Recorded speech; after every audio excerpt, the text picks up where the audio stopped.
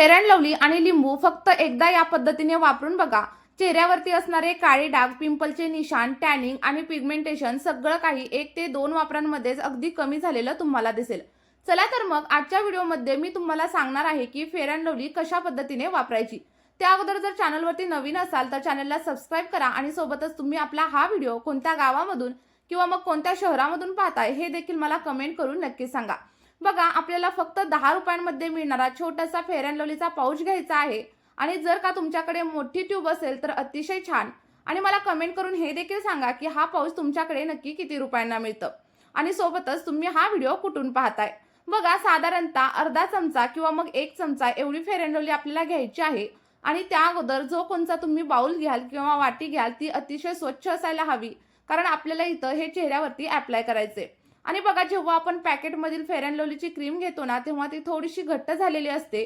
त्यामुळे आपण जेव्हा ही वाटीमध्ये काढू ना तेव्हा याला थोडंसं फेटून घ्या आणि छान असं मिक्स करून घ्या.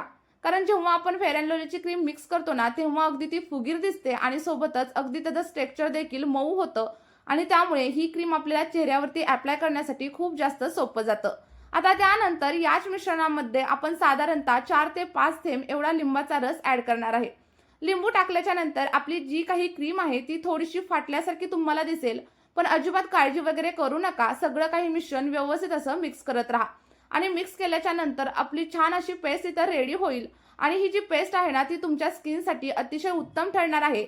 आणि जर का तुमची स्किन सेन्सिटिव्ह असेल आणि लिंबू तुम्हाला सूट होत नसेल तर इथं तुम्ही लिंबाचा वापर अजिबात करू नका.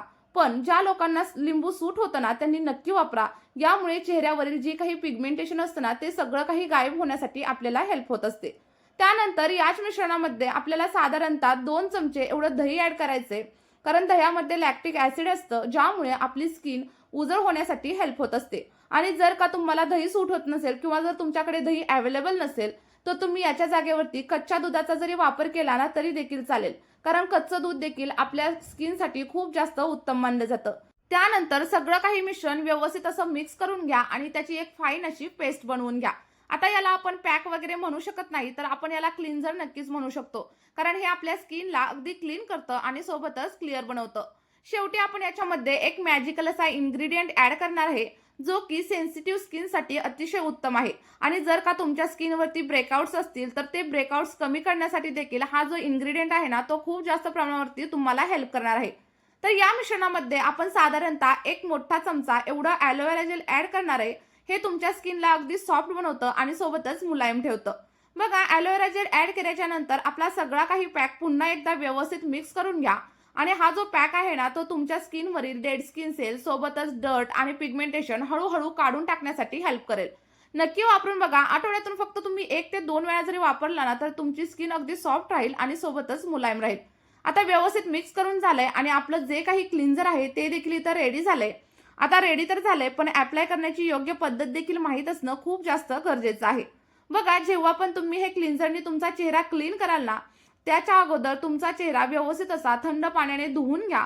आणि धुवून झाल्याच्या नंतर आपलं सगळं काही जे मिश्रण आहे ते तुम्हाला अगदी हलक्या हाताने तुमच्या चेहऱ्यावरती आणि सोबतच तुमच्या हातापायांवरती अप्लाय करायचं आहे. आणि अप्लाय केल्याच्या नंतर अगदी 10 ते 15 मिनिटांसाठी तुम्ही याला मसाज करा, कारण जसं जसं तुम्ही मसाज कराल ना तसं तसं तुमच्या स्किनवरील जे काही डेड स्किन सेल्स असतील ते निघून जातील आणि चेहरा अगदी उजळ होण्यासाठी हेल्प होईल.